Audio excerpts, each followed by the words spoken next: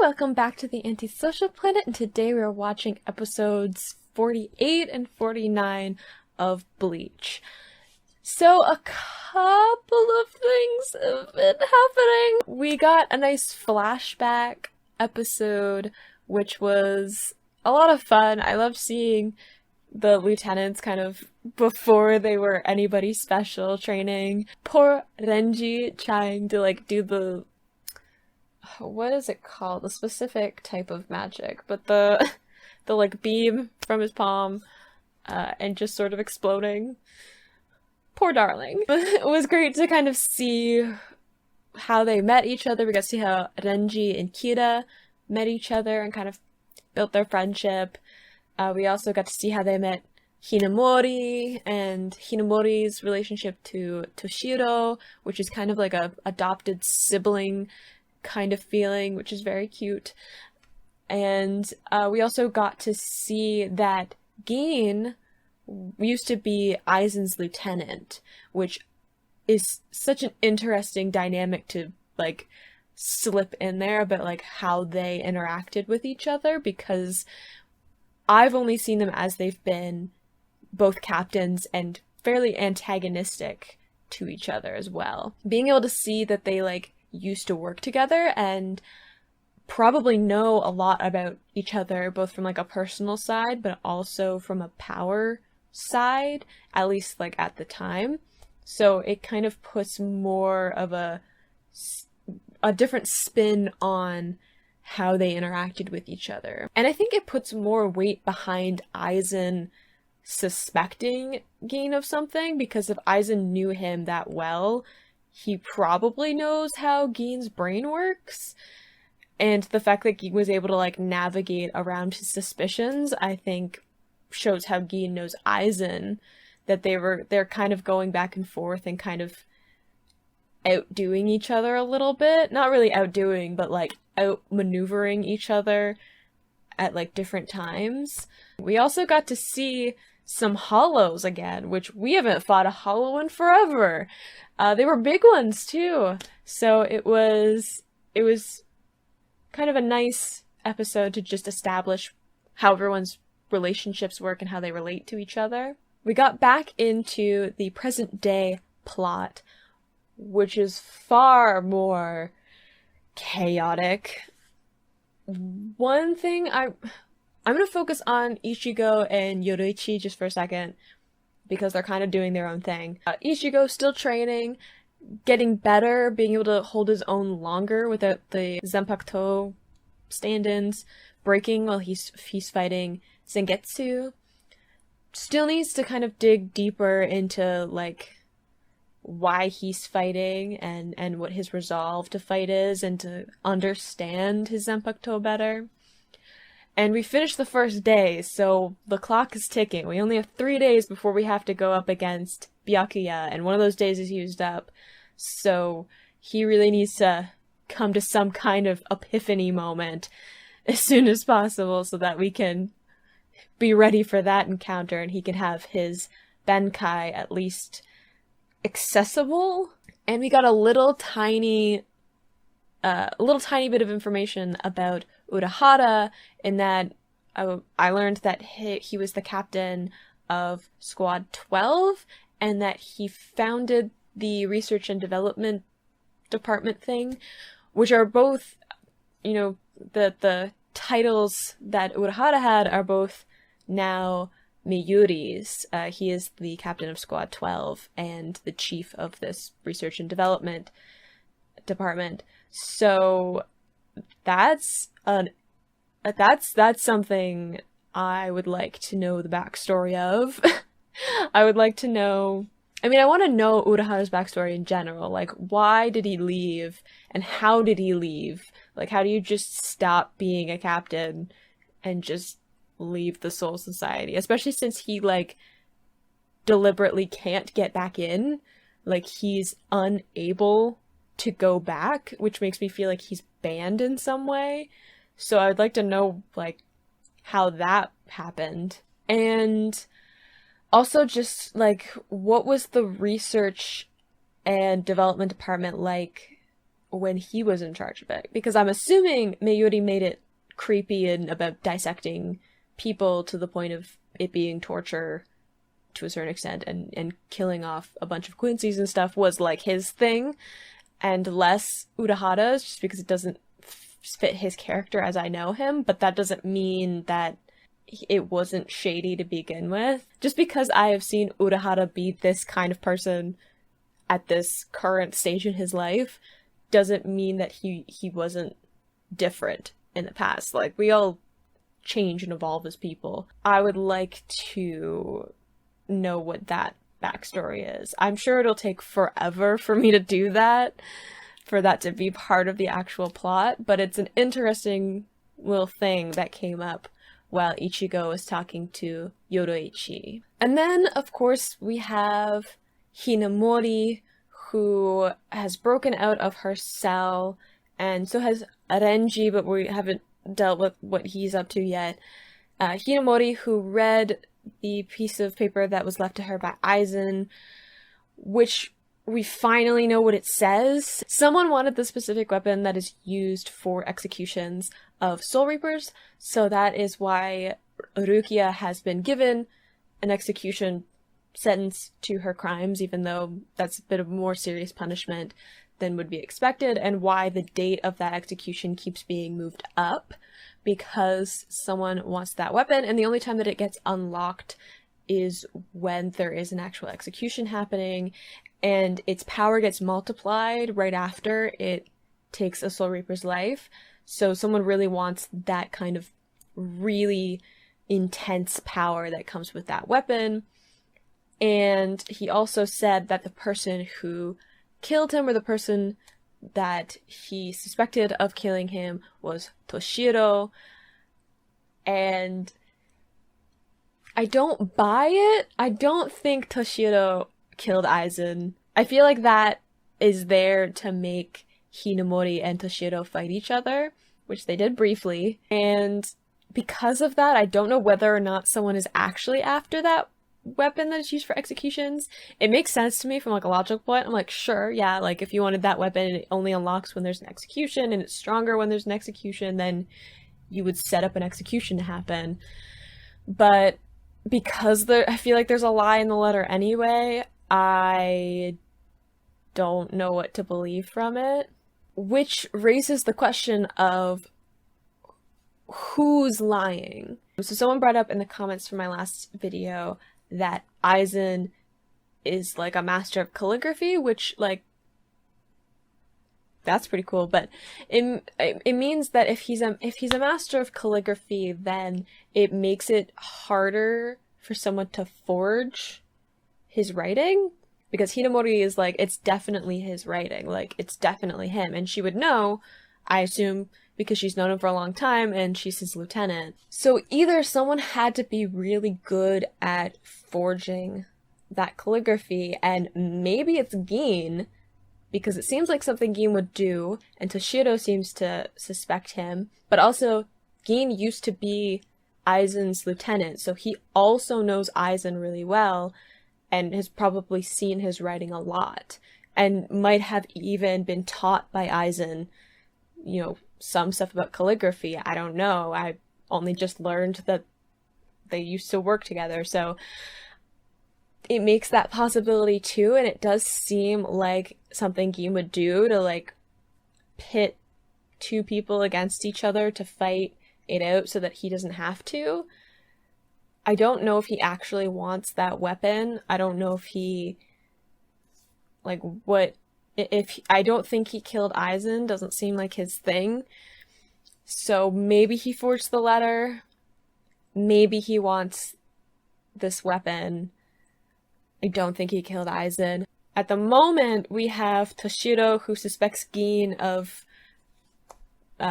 forging this letter, but also has hurt Hinamori in some way because of that, picking a fight with Gin, and it looks like we're going to see Toshiro and Gin fight each other, which I'm pretty excited for, because I have not seen two captains fight each other yet, and I have not seen Toshiro fight at all, so I really want to see, like, his Zanpakuto and like his releases and stuff. And I haven't really seen Gin fight either, so that's going to be exciting. And it looks like their lieutenants from the preview that we got for the last episode, their lieutenants might also be getting involved. And I have not seen Toshiro's lieutenant fight at all either. So very excited to see some cool fights and see what kind of abilities we're going to get with these new characters. So let's get into episode 48. In 3, 2, 1, go.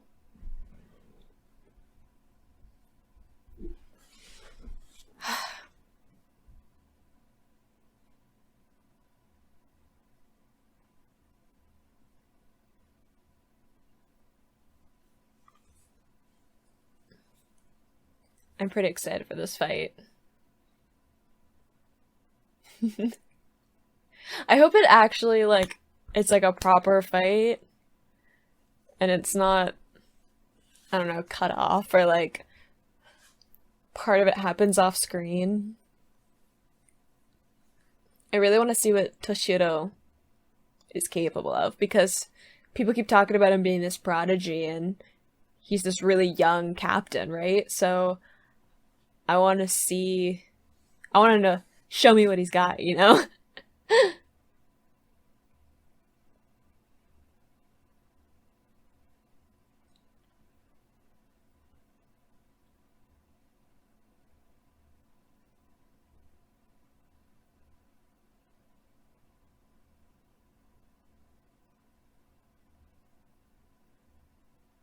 I want to know what's going on with Renchi too, but like it kind of makes me nervous, so I'm willing to like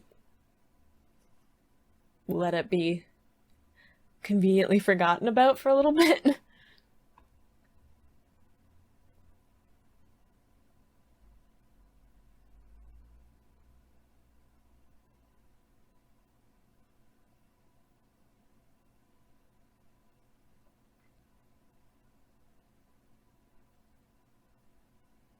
He's always smiling. Like Gin always has that like insincere smile on his face.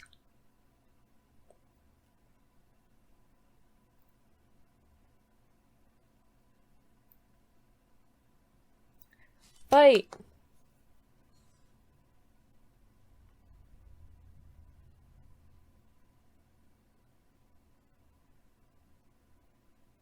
I want an actual fight.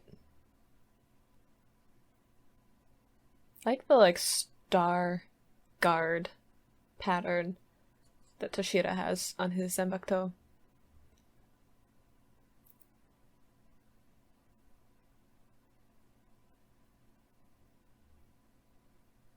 I don't know what he's trying to do with Kira either. Like why they were out, what they were doing.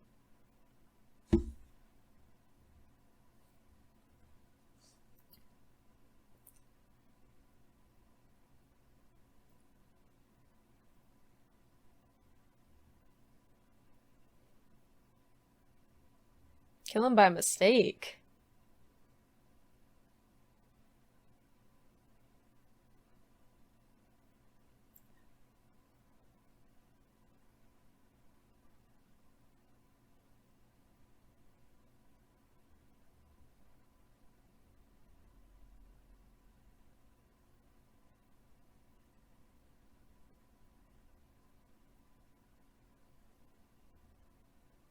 Ooh. Close one. Wow, Gin's agile. I mean, I knew he would be good, but I didn't expect him to be so, like, athletic.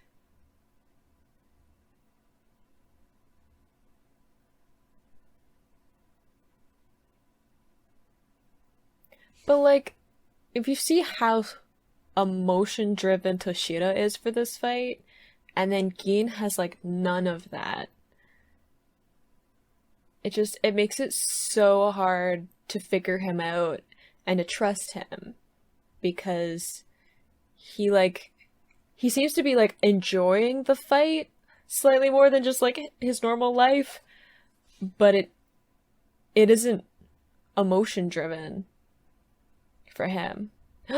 Ooh, the smile left. There we go.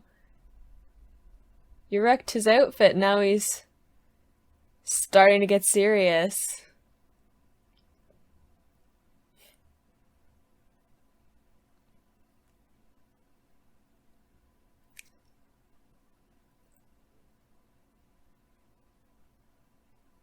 Ooh. Is that his Shikai?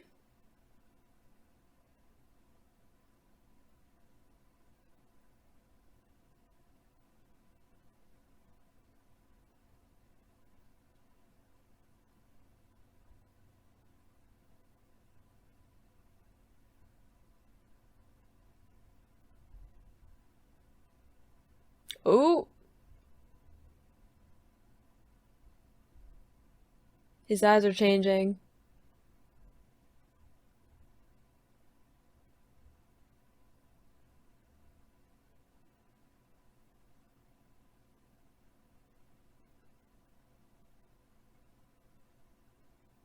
Ooh.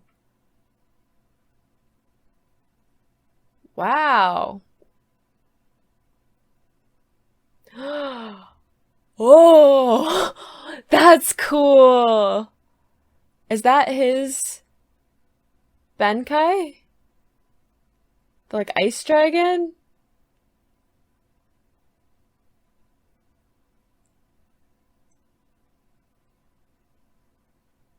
That's cool.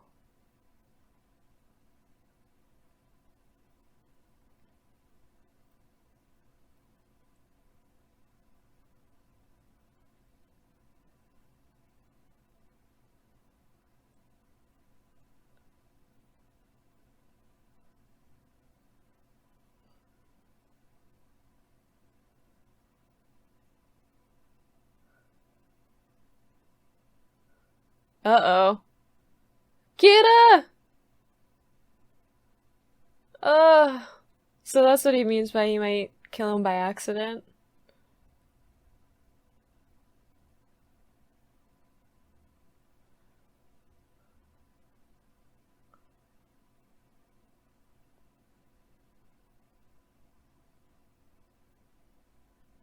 Ooh. An opening. Good job.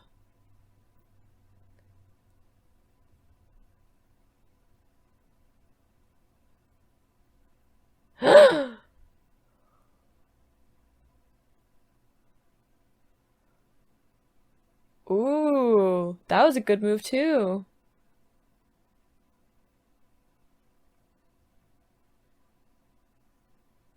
Nice. Teamwork.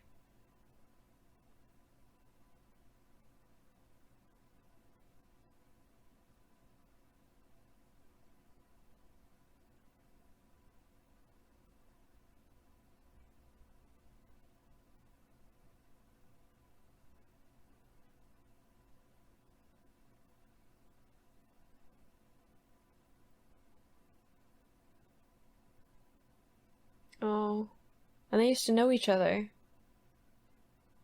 when they were kids.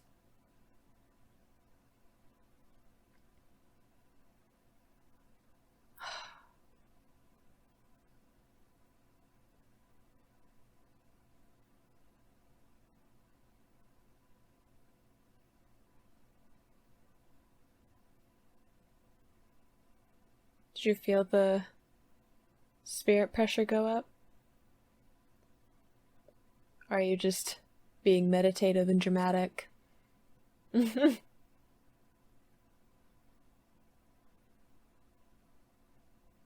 just doing a good job.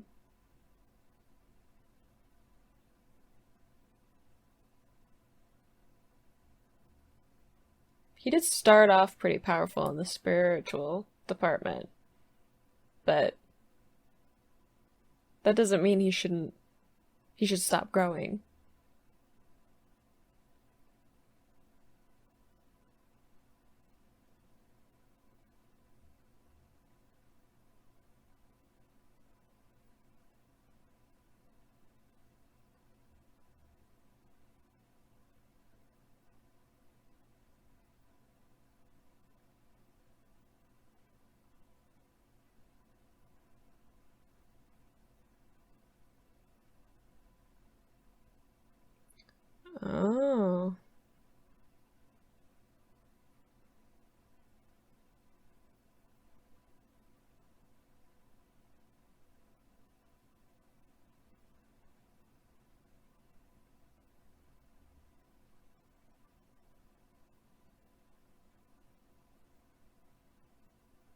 Okay. Sure. But should you?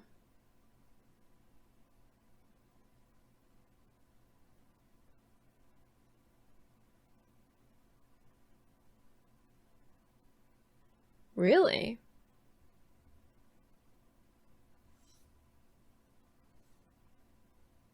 Wow. Okay. So it has been done before.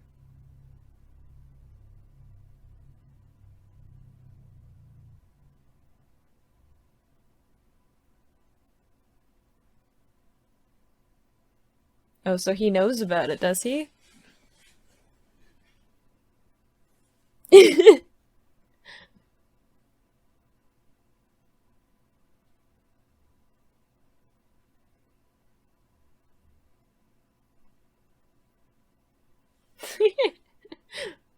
Yes, Ichigo, that's why she's not coming when you call.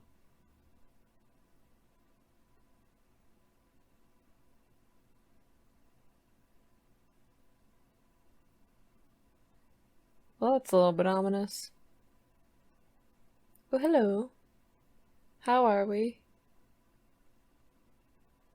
Are you being taken out of the tower? Because your captain said he was gonna put in a good word.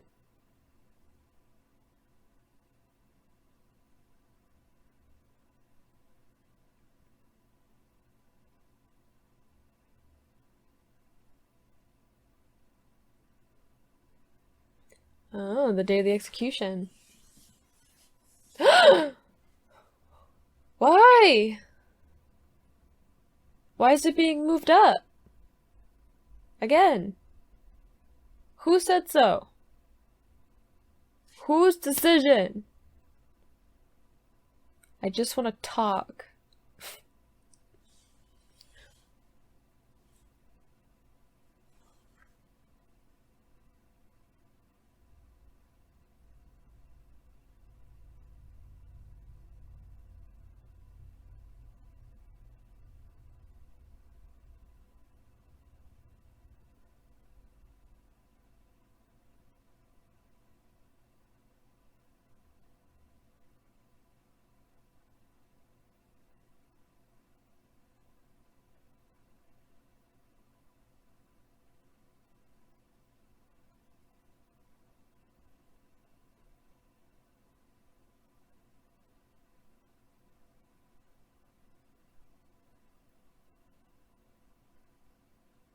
So does Gin have a soft spot for her?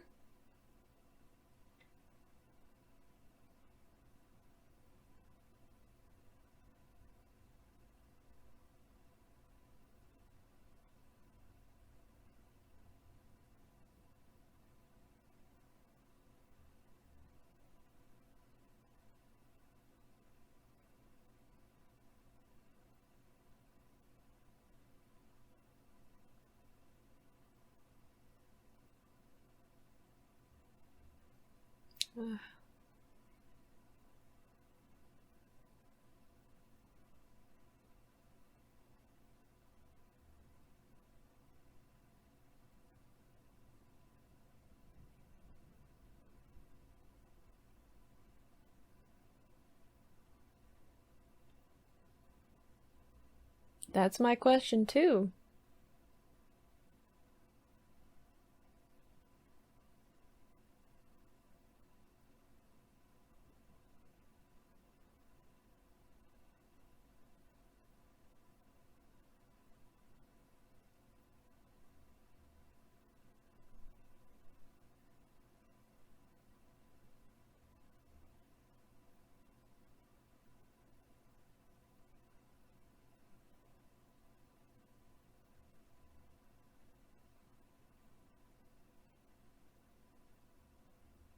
But why?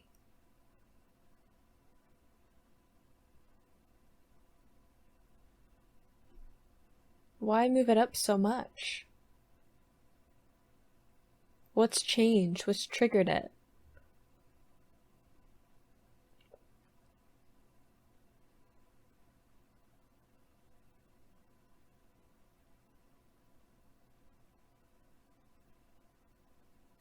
Ooh. Well, that's gonna go against, like, the ruling, right? But he's a captain. Toshida's a captain, so wouldn't he have to be part of that decision?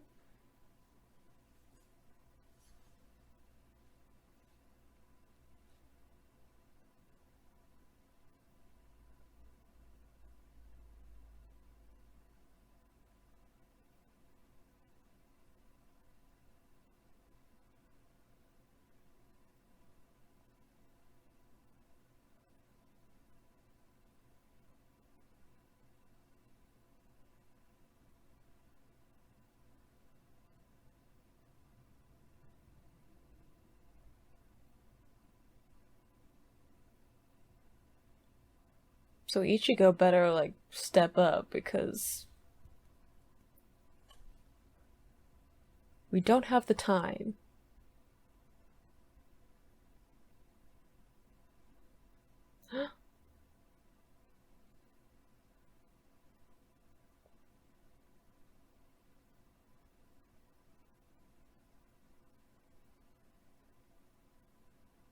Just coming looking for you.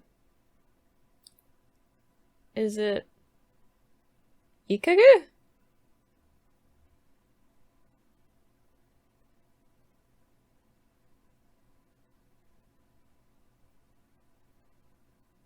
Because things are happening that you're not ready for.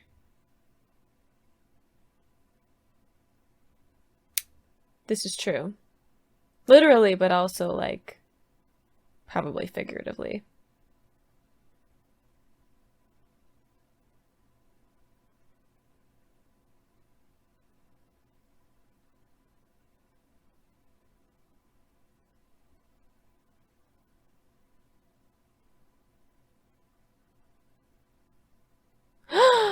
Renji!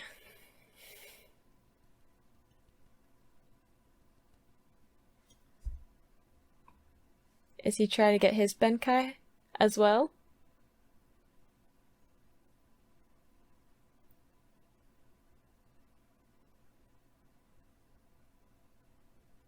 Mm-hmm. Does he know that her Orukia's execution has been moved up?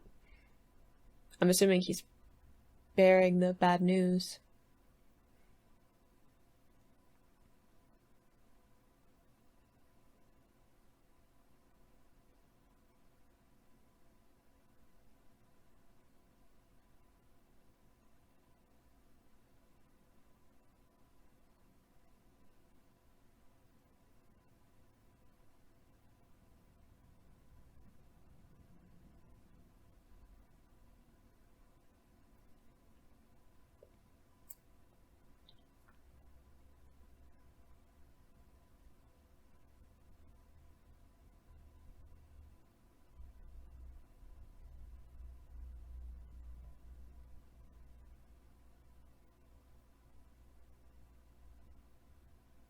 Mm-hmm. I believe in you.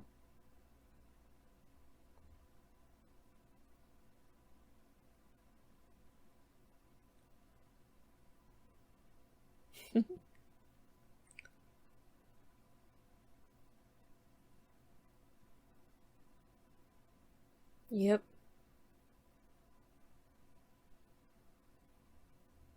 Not with that attitude.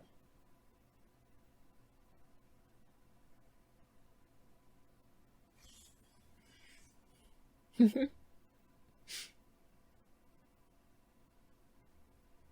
what I'm saying.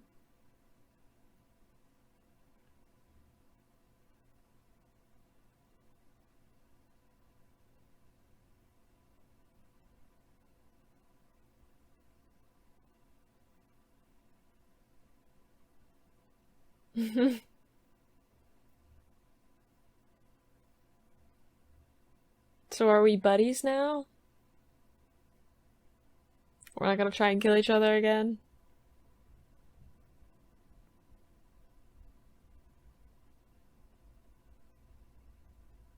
He's got this.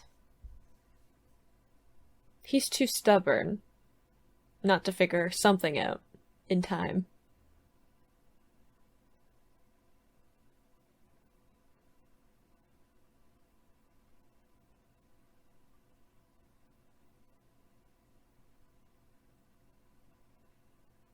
I don't know if you have a lot of pull at this point.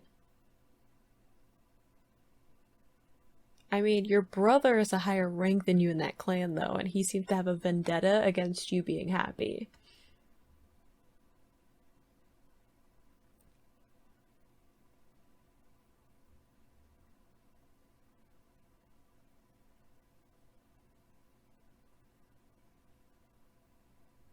What dream? What night? What happened?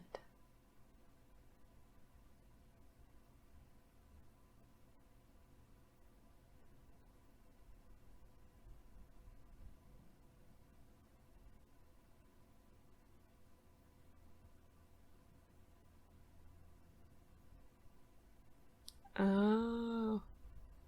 Isn't Kyan, Ganju's brother? His older brother?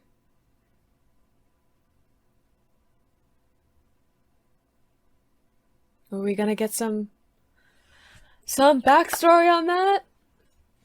Ugh.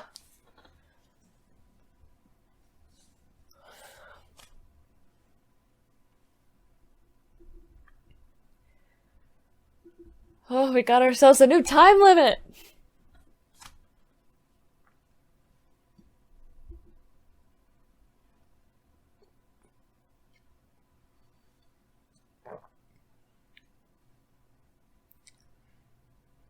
I just want a preview. My brain's like, give me more.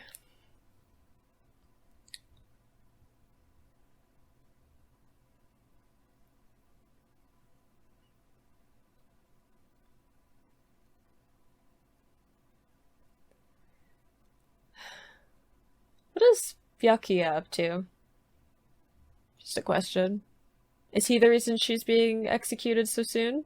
Because if he is, I would like to have a word.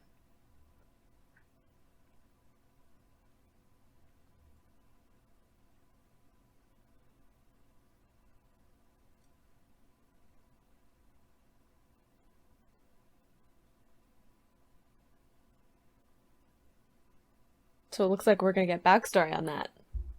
We got to see Toshiro's, I'm pretty sure it's his Bankai, the like water ice dragon thing.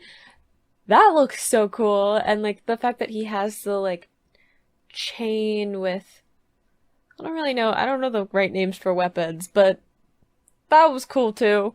I mean, it gave me like seeing the dragon gave me a lot of Beyblade vibes. My brain immediately was like Beyblade! Toshiro was able to kind of sneak attack Gin, and then Gin like did a sneak attack back, and he didn't use his Bankai, like we didn't see that. So I still have to wait for that to happen. But then Matsumoto, I think is the name of Toshiro's lieutenant, got in the way of Gin kind of threatening Hinamori again to kind of turn the battle in his favor. And since they knew each other when they were younger, I feel like Gin maybe has a bit of a soft spot for her. I don't know exactly how good of friends they were, or even like how much compassion Gin has in general for people. He seems kind of a lone wolf. But like I was saying, like just the way that Toshiro has so much emotion in that fight, like the reason he is fighting is so emotionally driven, and then Gin has the same facial expression most of the time. I mean, it did change a little bit over the course of that fight, but like it's so not an emotional thing for him to be in that fight or to like have confrontations and stuff like that. It's just it makes it so hard to read him because I don't know what motivates him. I don't know what he wants. I don't know like I was saying, like who he cares about or what he cares about or what his relationships with other people are and what they mean to him and stuff. So it just makes him a really difficult character to gauge like what he's willing to do and what he's willing to fight for. Like in a way that I don't feel that way about Toshiro, even though I've seen less of him. I feel like I understand a lot more about how Toshiro like views the world and what motivates him and that kind of a thing because he's very emotionally transparent. And then, of course, we have the execution for Rukia being moved way up, so we've got a way tighter timeline for Ichigo and now Renji to figure out their Benkai and be strong enough that they can go get her. Looks like they're gonna team up and help each other, which is great because I love them both and I prefer it when they're not trying to kill each other. Just a personal preference of mine. So that's stressful and worrisome, but also I feel like they'll pull off something. They'll figure out something. Surely. I just want to know why Rukia's execution has been moved up. Like, is it Byakuya that made that happen? Is it somebody else? Is it Gin? I don't know. Because we haven't seen Byakuya in a while, and he seems really, really determined for Rukia to be executed for some reason. I don't know what Byakuya's deal is either. Like, he is also pretty expressionless, so I don't know what motivates him either. It looks like Toshiro is gonna be kind of a one-man, two-man, I guess, if he's counting his lieutenant, army to figure out, to stop the execution and to figure out what happened with Aizen. So, we've got Ichigo and Renji who are teaming up with Yoroichi and they're gonna stop the execution. We know we have Shedo, Ganju, and Ishida on standby. They're gonna help stop the execution. Orihime's gonna help stop the execution, and she's with Squad 11, so maybe Ikagu will help. I don't know. He seems like a nice guy. And then we have Rukia as captain, who doesn't want anything to happen, but doesn't want the execution to go through either. We have Toshiro, who doesn't want the execution to go either, not because of Rukia necessarily, but because of this, like, underlying plot that's happening. So there seems to be a lot of people who are like, team stop Rukia from dying, which I am all for. Let's save our girl. And we're gonna see some backstory now. So we knew that Rukia was connected with Ganju's brother dying for a while now, and it looks like we're finally gonna get some backstory on that and really understand what happened and like how she knew his brother and like what events actually happened that led up to his death, which I think will be useful because she seems to have a lot of guilt about it, and I don't know if that's, I don't think that's because she actually like literally killed him. Maybe her actions as a result he ended up dying, but I don't think she would have like actually killed him. But I would like to know the story because it'll definitely switch how Ganju kind of fits in with the whole let's save Urukia thing. I know that he's mostly doing it for his friends, like he's doing it for Hanataro, who we haven't seen in a little bit. I hope he's doing okay and not being punished too bad. And for Ichigo, because they're his friends and he wants to help them with this thing that they want.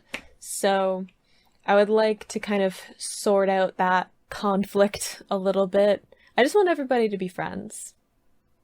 Except maybe not Byakuya. I don't know if I want him to be part of our friend group. I don't like him very much.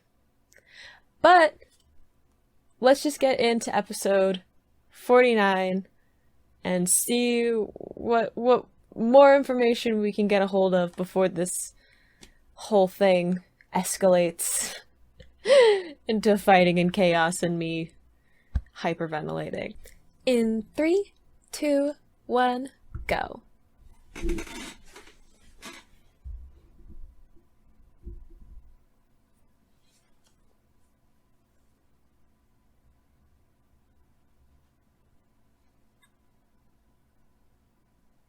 I hope this episode isn't fully flashback.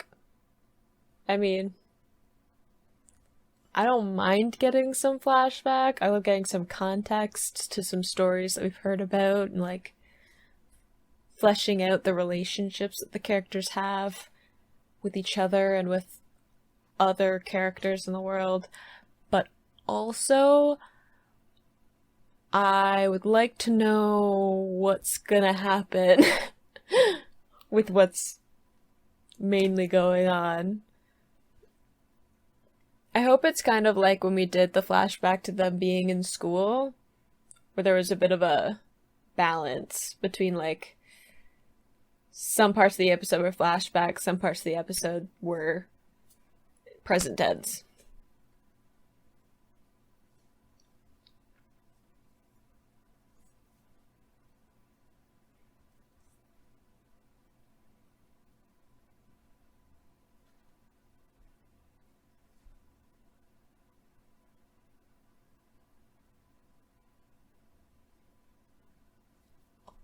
Okay. Give me the story.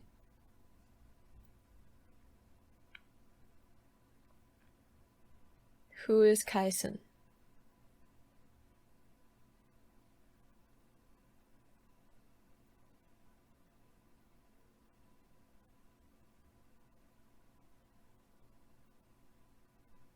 I mean, I'm sure it'll be a sad story because I know he dies.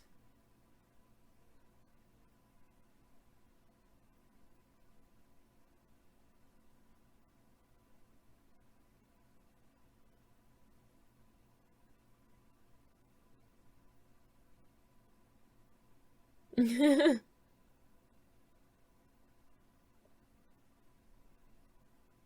this when she first becomes part of the squad?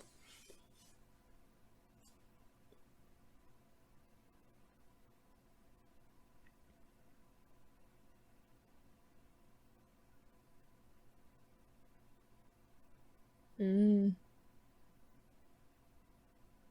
Everybody's got something to say.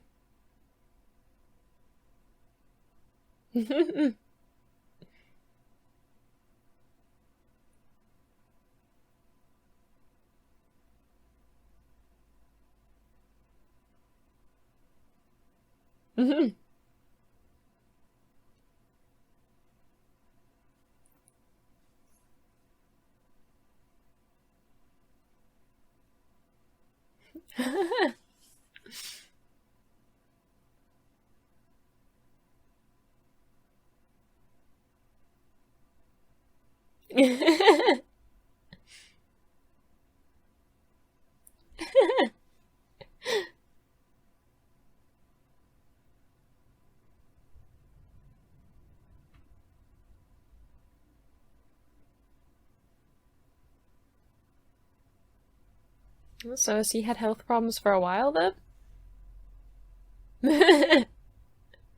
I didn't know that he was a lieutenant.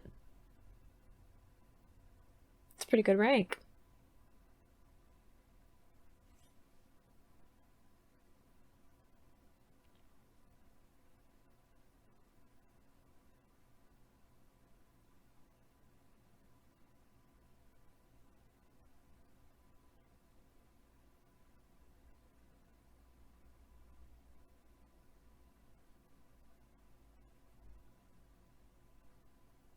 Couldn't get that position, or are you choosing not to show off?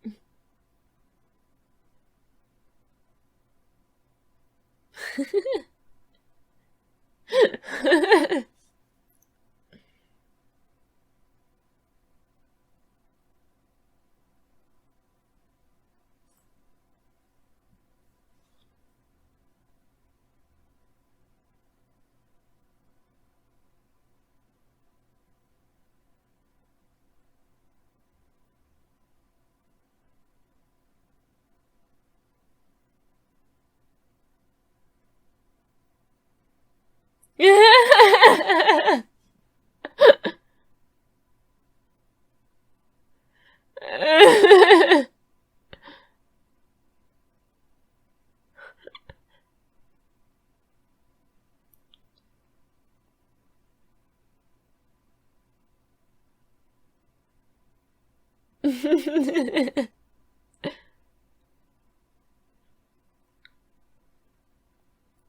those two became lieutenants.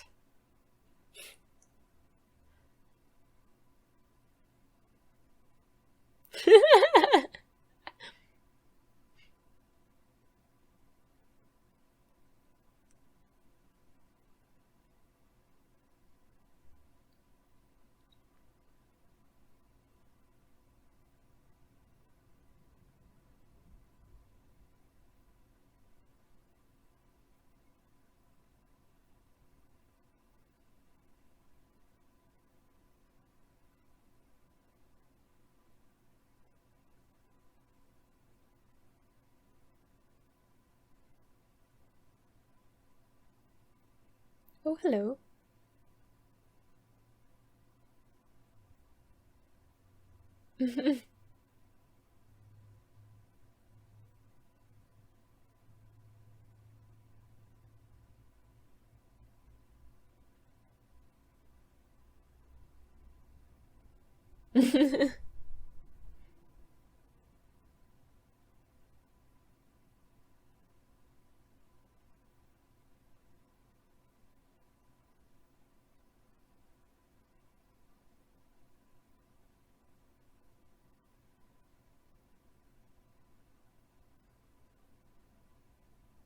Isn't she in charge of Squad 4 now?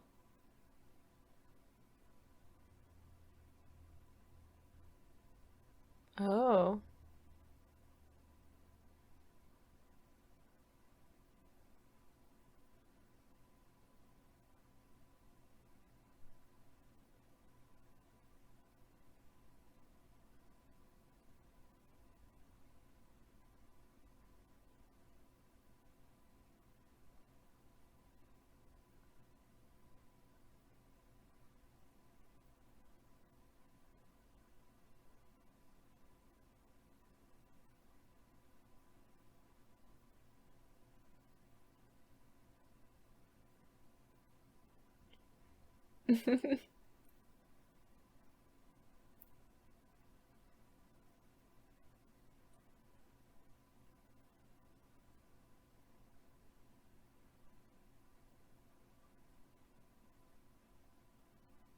Maybe she isn't. I feel like this might be leading towards her dying.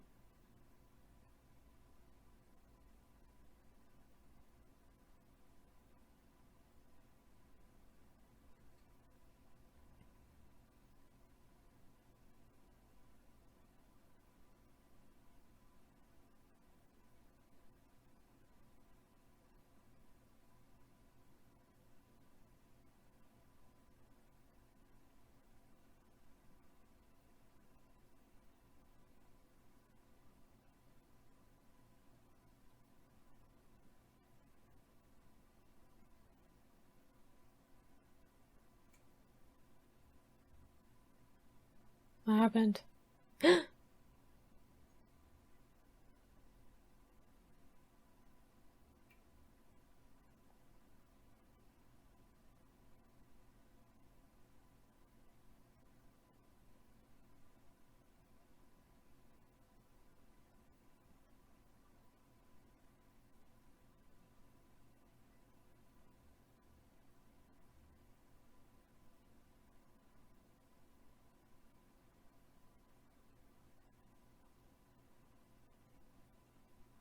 Oh, that's ominous.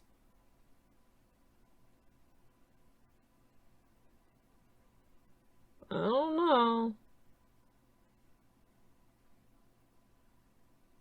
She seems to be showing some zombie qualities. Oh! Yeah, she does not seem to be doing all right.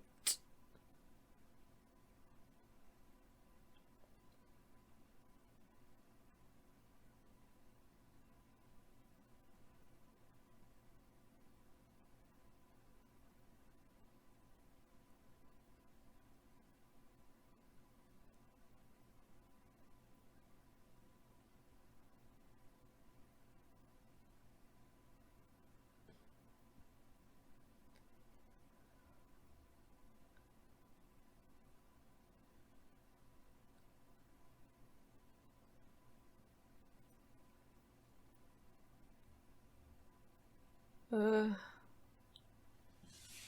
so there has to be something different about this hollow that's like controlling her.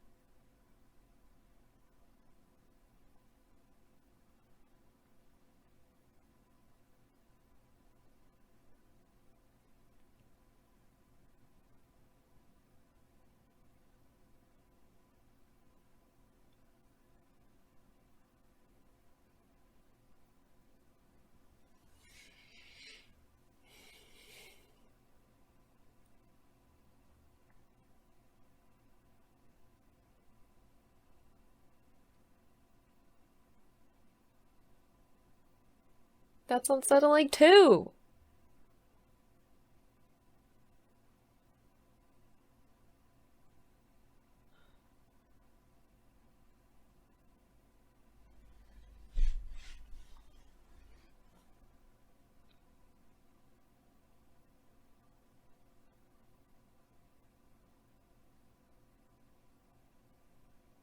Ugh.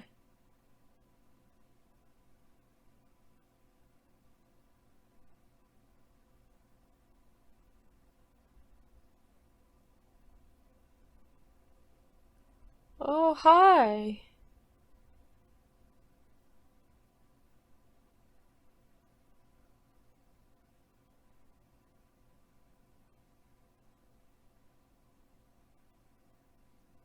Yeah, what happened to his wife? I assume she doesn't survive this.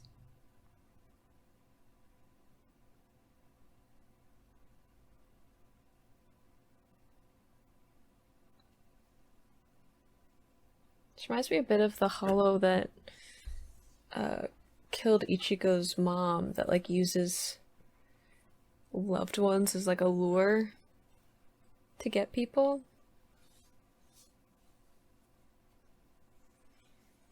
It's kind of like a similar trap of like controlling someone and using that as a way of getting back to them. Oh, and it eats them.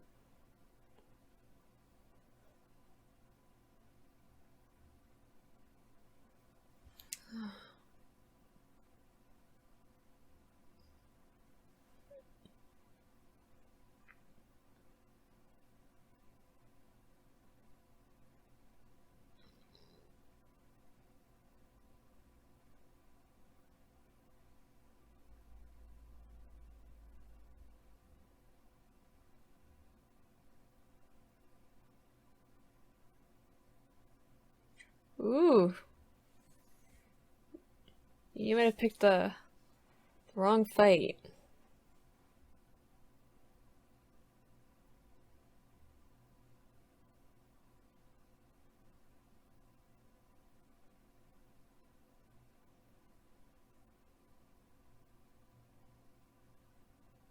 Really? That's a impressive power.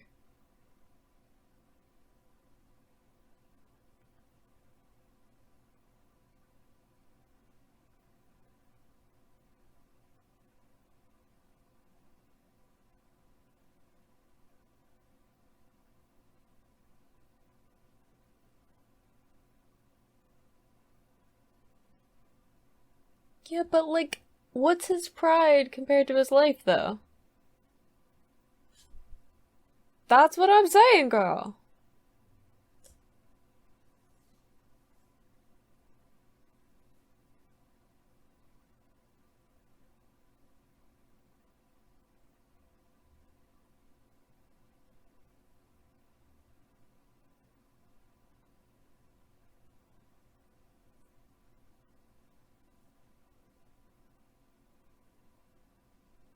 Ooh, just going with his bare hands, huh?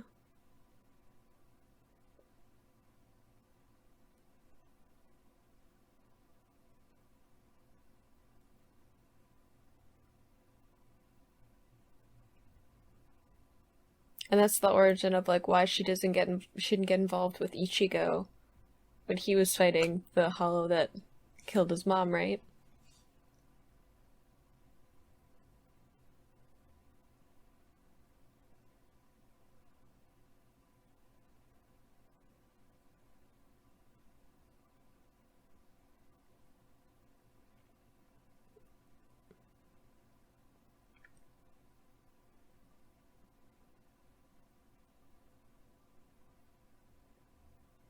Ugh.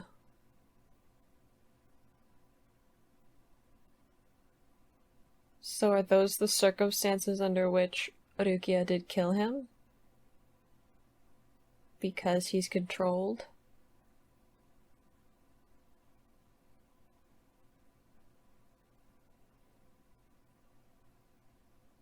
Oof.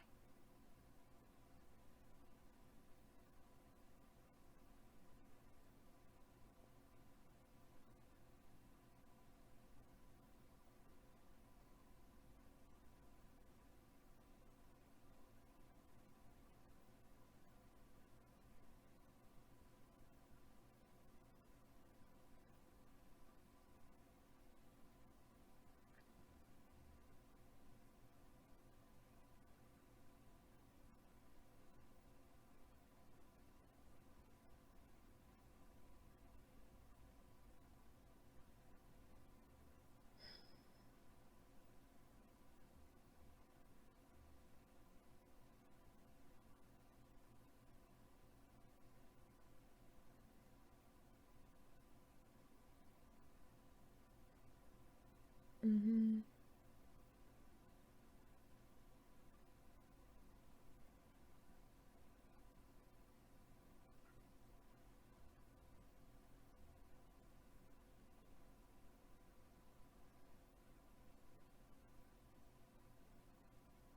Oh.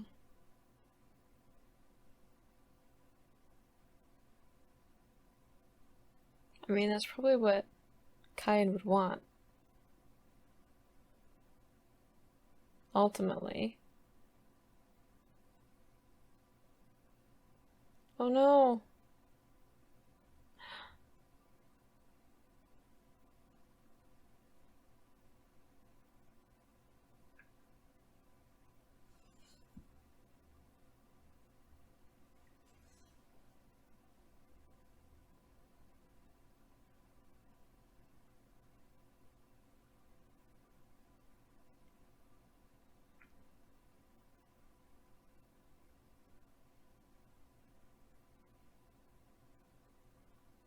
It's just what you gotta do, I guess.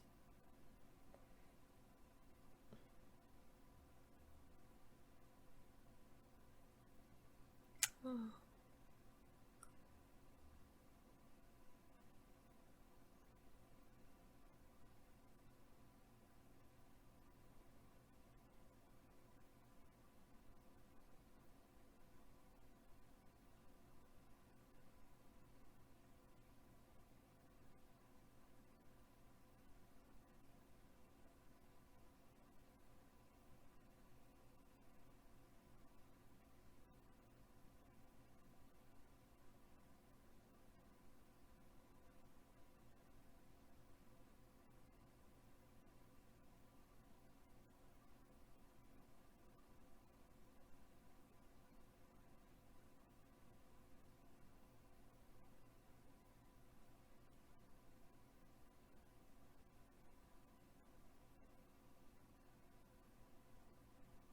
That's not true.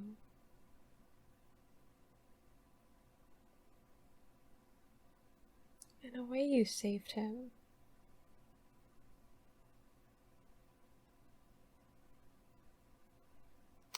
Rukia.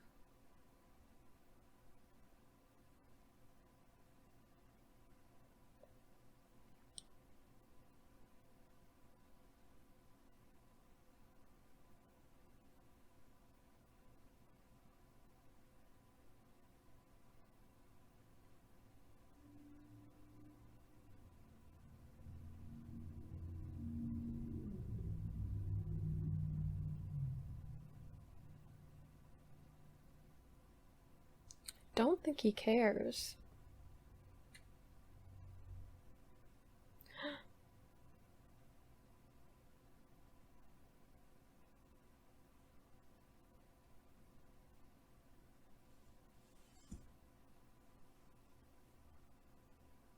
Don't be like that, Byakuya.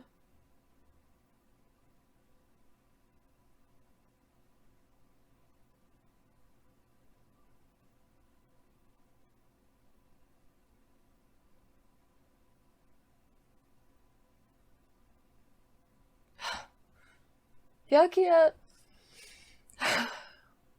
we're gonna have to have a conversation.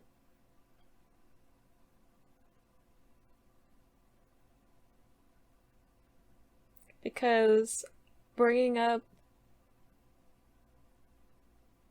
that his lieutenant died, unnecessary.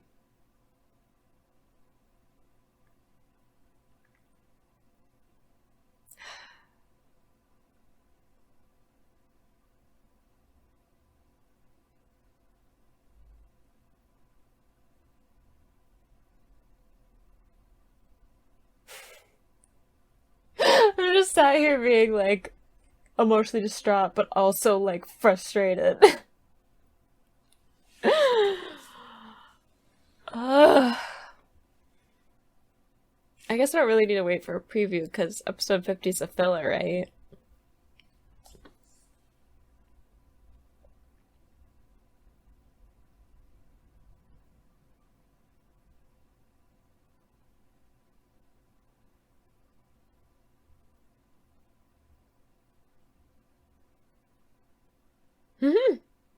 Gone! I see that we're back to having episodes where I almost cry. It's fine. I'm fine. This is fine. Whatever. It was mostly flashback though, which like I think adds a lot of context to like who Urukia is, and like I feel like her hesitation about the relationship that she has with Ichigo really stems from the relationship she had with Kaien, because Kaien seems to have kind of a similar vibe, personality to him. Like he has some of the same traits as Ichigo, which I think is also like Ganju ended up liking him so much, is that they have some traits that are shared between them. So it explains why like Ganju and Urukia ended up liking Ichigo as much as they do, but like it also explains why Urukia kind of has this hesitation because she has so much guilt about what happened with Kaien, which totally wasn't her fault. And she's like, I didn't save anyone but myself, which I don't think is true, because in that context I think she was saving Kaien and like also a bunch of other people, because he would have just gone on to kill a bunch of the subordinates, like a bunch of other people in the squad. I feel like she definitely saved someone, at least some other people. I feel like I don't have a whole lot to say about that episode specifically because it was mostly flashback, and I feel like it's like a context for who Urukia is as a person and like how she builds relationships with people. And we got to see more of like how people have all of these expectations about who she is supposed to be based on the fact that she's part of this clan. Both expectations from people within the clan in terms of like Byakuya having high expectations of like the rank that she is supposed to have and like how powerful she's supposed to be because she is part of that clan with him, and also people outside of the clan who like see the noble families in a certain way, see them as kind of being they kind of become soul reapers as like a hobby or like just to have a rank, as opposed to actually working hard and having the power and the training behind what they're doing, especially since Rukia seems to hold back a lot of her potential, which I think is because people have all these expectations about her. Like everybody's already decided who she's supposed to be, and I feel like those expectations make it really hard for her to actually like fully embrace who she actually is and like express that externally. And I think that's why Kaien was so important to her, is that he didn't have any of those expectations. He didn't let his knowledge of her family shape how he saw her. Like, he saw her as an individual that he had to, like, get to know as a person. It did build up some nice stuff with that, about sort of how Rukia is viewed by people and, like, how she views herself. And I think that's kind of why she's had a lot of time to herself and, like, a lot of time to just think about things, and I feel like she's just, like, digging a deeper and deeper hole as she, like, contemplates her own thoughts and her own feelings, that she's gotten into, like, a really dark and lonely place. And I don't feel like she was really in the best of place, like, before she met Ichigo, in terms of, like, feeling accepted, having friends. I mean, Renji was kind of, you know, the closest friend she had, and she felt very separated from him because she got accepted into this clan and he didn't. I feel like she's just had, you know, when she was with Ichigo, she could kind of put all that aside, and she could kind of get caught up in, you know, him learning how to use his abilities and all of the things that kept happening with him, that she was very distracted by, you know, focusing on him and what was going on with him, that now that she's had a lot of time to herself and a lot of time to think and contemplate and, like, reassess her place in the Soul Society, she's gotten to a really dark mindset, especially since they just keep doing awful things to her, like the fact that she is being executed for her crimes, and the fact that they keep moving up her execution. That must make her feel like people really don't want her around. So I am very much looking forward to Ichigo, you know, and friends sweeping in there and getting her out and letting her know that she has friends and that she's wanted, because I don't like seeing sad Rukia. I like seeing Rukia who will kick someone in the stomach if they they say something mean to her, or they look at her in the wrong way. I like that Rukia that's, like, gonna do whatever it takes to stand up for herself, whereas she really doesn't seem like that when she's around her family. Also, Byakuya, can someone just, like, punch him? Like, really hard? Preferably in the nose? Anybody would do. I prefer, like, Rukia as from, like, a character growth point. But anyone would do at this point. And I did notice one thing, like, just quickly with his character design, is that his eyes are very, like, matte. And, like, it's hard to put you don't put a lot of detail into eyes when you're drawing anime characters, especially, like, older animes tend to be more simplified because of, like, how you had to, like, hand draw animation. But his eyes are very flat in terms of how they're drawn. Like, they're specifically drawn to look more lifeless than the other characters. Like, he seems really detached. Like, you see it with Gin. Gin, you can't even, his eyes are always, like, narrowed. You can't even see his eyes, except briefly we saw it in the last episode. But, like, not being able to see his eyes makes him seem like a very untrustworthy character, because, you know, eyes are the gateway to the soul. So if you can't see someone's soul, you can't trust them. In the case of Byakuya, it's a very lifeless looking thing. Like, he almost looks empty. And, like, that is a very telling thing of, like, who he is as a character. Like, it's such a small little character detail to do that, especially in that moment where he was, like, looking over his shoulder and saying that he didn't care that his sister was gonna be executed the next day. Like, to include that, to make his eyes seem very, like, boarded off, is, like, those are the little details that I love. It's a little storytelling detail, and it shows how much care went into the story, and I really like that. So it looks like we are going to get more into training. We're gonna skip episode 50 because I'm pretty sure it's a filler one, and I don't want to spend time going on I'm sure it's fun. It looks like Kone's in it, so I'm sure it's a fun time, but I really I need to know what's gonna happen in the main story, so maybe we'll come back to it at some other point and just do, like, a fun one-off episode. But looks like we're going to get into more of Renji and Ichigo training to get their Benkai.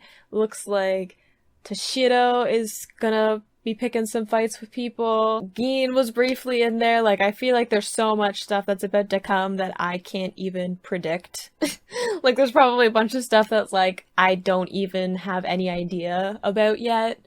But we're really, like, things are only ramping up at this point, so I'm gonna keep Totoro in reach for the next episode. I might bring some tissues because that last one almost got me. I hope you had fun watching these episodes along with me. If you did, you can like the video, you can subscribe if you haven't already, and I will see you in the next video. Bye!